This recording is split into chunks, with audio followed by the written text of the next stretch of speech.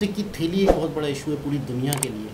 कहते हैं ये कि था ही नहीं पहले, ये पता नहीं, हाँ अचानक 90 के बाद मैंने ये सुना हूँ।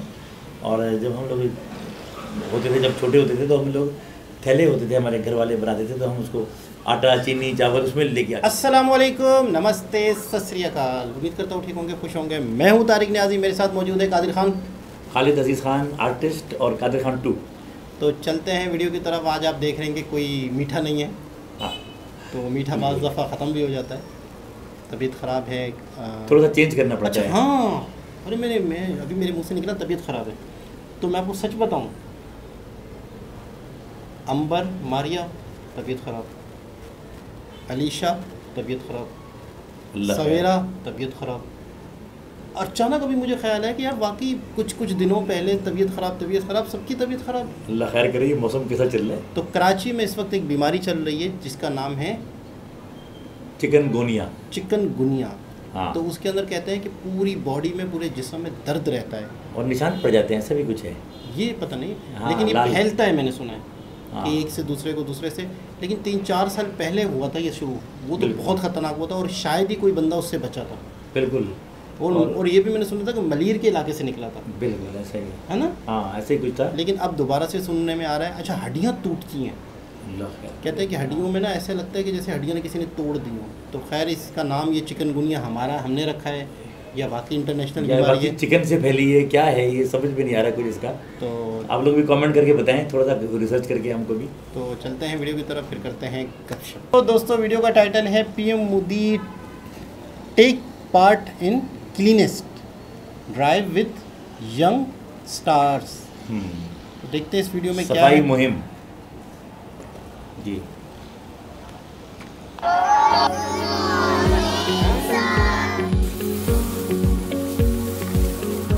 ये युग सच अभियान का, प्रगति और उत्थान का, जीवन के हर पहलू में श्रमदान करे इंसान यहाँ। स्वच्छता से क्या क्या फायदे होते हैं? सर, हमें कोई बीमारी नहीं हो सकती इससे, हमेशा हम साफ रहेंगे उससे। और हमारा देश अगर साफ रहेगा तो और सबको ज्ञान मिलेगा कि हर जगह साफ रखना है। शौचालय अगर नहीं होता है तो क्या होता है? बीमारियाँ फैलती हैं। बीमारियाँ फैलती। देखिए, पहले का समय जब भी था, 100 में से 7 जिसके घर में शौचालय नहीं था, टॉयलेट नहीं, तो खुले में जाते थे और सारी बीमारी का कारण वो बन जाता। और उसमें सबसे ज़्यादा कष्ट माताओं बहनों को होता है, बेटियों को होता है। जब से हमने स्वच्छ भारत अभियान चलाया तो स्कूलों में टॉयलेट बनाए, सबसे पहले बच्चियों के लिए अलग बनाए, और उसका एक परिणाम हुआ कि आज बच्चियों का ड्रॉप आउट रेट बहुत कम था, बच्चियाँ स्कूल में पढ़ रही। तो स्वच्छता का फायदा हुआ कि नहीं हुआ?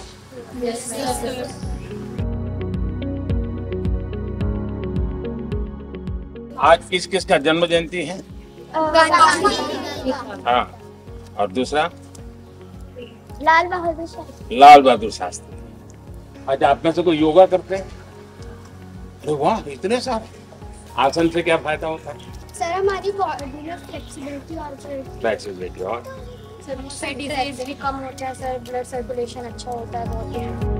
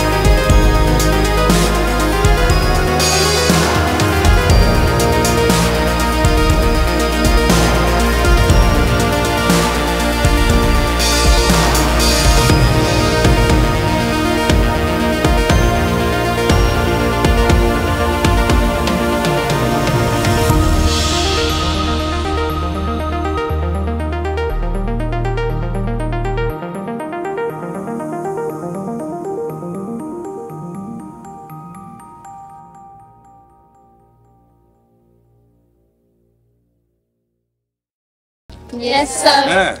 क्योंकि गांधी जी जीवन भर स्वच्छता के लिए काम करते थे। कि गांधी जी हर बार देख रहे हैं कि स्वच्छता कौन करता है कौन नहीं करता है, क्योंकि गांधी जी जीवन भर स्वच्छता के लिए काम करते थे, पता है ना। Yes sir. उनको कहते थे कि मेरे लिए आजादी और स्वच्छता दोनों में से अगर कोई एक चीज पसंद करनी है तो मैं स्वच्छता पसंद करूंगा। यानी वो आजादी से भी ज्यादा स्वच्छता को महत्व देते थे। अब बताइए हमारे स्वच्छता के अभियान को आगे बढ़ाना चाहिए कि नहीं बढ़ाना चाहिए? आपको लगता है कि स्वच्छता ये कार्यक्रम होना चाहिए कि स्वच्छता ये आदत होनी चाहिए? शाबाश। लोगों को क्या लगता है कि स्वच्छता तो मोदी जी का कार्यक्रम है, लेकिन हकीकत ये है कि स्वच्छता एक दिन का काम नहीं, स्वच्छता एक व्यक्ति का काम नहीं, स्वच्छता एक परिवार का काम नहीं है। ये जीवन भर 365 दिन और जितने साल जिंदा रहे हर दिन करने का काम है। और उसके लिए क्या चाहिए? मन में एक मंत्र चाहिए। अगर देश का हर नागरिक तय कर ले कि मैं गंदगी नहीं करूंगा तो क्या होगा? बताइए। तो अब आदत क्या डालनी है? मैं गंदगी नहीं करूंगा, पहली आदत ये है। पक्का? ये युग सच अभियान का, प्रगति और उत्थान का, जीवन के हर पहलू में श्रमदान करे इंसान यहाँ। प्लास्टिक को तुम त्याग दो, कपड़े का थैला ले लो तुम, घर की साफ सफाई कर लो, जीवन सरल बना लो तुम।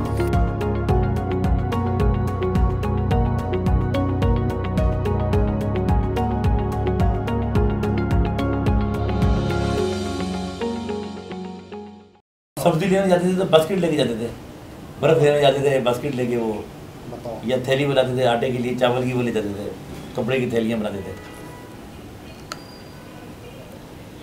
जी जनाब, ये था मोदी जी का बच्चों के साथ गुजारा गया वक्त और स्वच्छता, यानी जो हम समझ पा रहे हैं सफाई।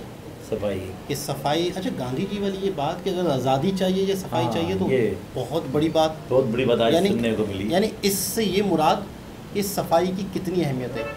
और हम भी अक्सर अपने मज़हब को भी लेके यही है कि निस्फ़ ईमान है, कि आधा आपका ईमान सफाई है। कहा जाता है कि अगर आप अपने आप को ईमानदार कहते हैं तो आधी ईमान तो आपकी सफाई। अगर आप अच्छा इसका मतलब ये कि अगर एक बंदा ईमानदार भी है तो गंदा है तो वो ईमानदार नहीं है, इसका मतलब तो ये हुआ सफाई निस्फ़ ईमान है।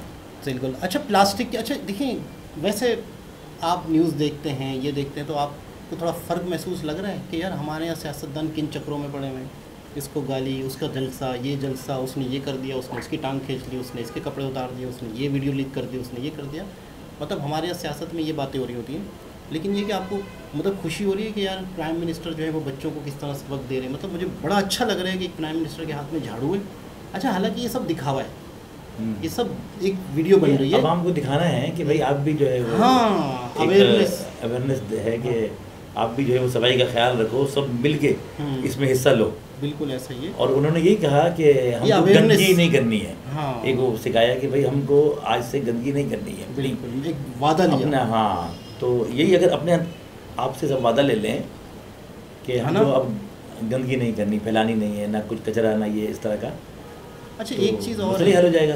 एक चीज़ और है कि बचपन से ही जो आदतें बन जाती हैं वो रहती हैं।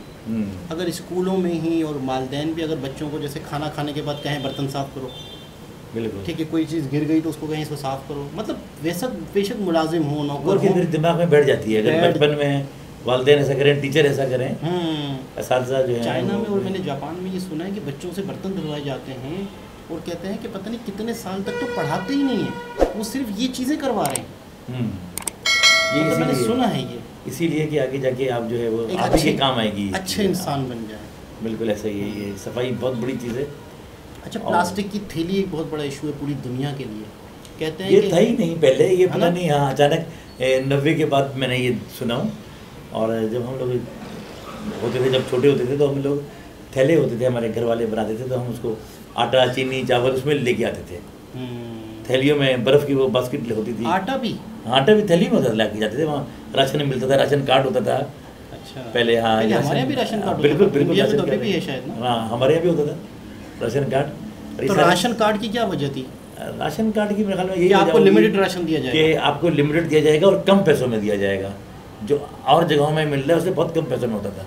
वो गवर्नमेंट की तरफ से होता था? हाँ, इसी तरह कुछ वो एक कार्ड बना होता था, उसमें हर 15 दिन के बाद आपको लिख देते थे कि आपको लिख मिल देते गया। थे। हाँ, फिर वो कार्ड देखते थे, कार्ड लेके आओ, ये करो, फिर हम उस पर वो थैले होते थे हमारे कि ये 15 किलो का थैला है, ये 20 किलो का थैला है। अच्छा, मैं तो ये भी समझता हूँ कि इंडिया में जो NIC है उसको राशन कार्ड कहते हैं। NIC नहीं, ऐसा नहीं है मेरे ख्याल मुझे में। ऐसा लगता है कि शायद NIC को भी राशन कार्ड कहते हैं। आप मेरी ये गलतफहमी भी दूर करें कमेंट्स के जरिए।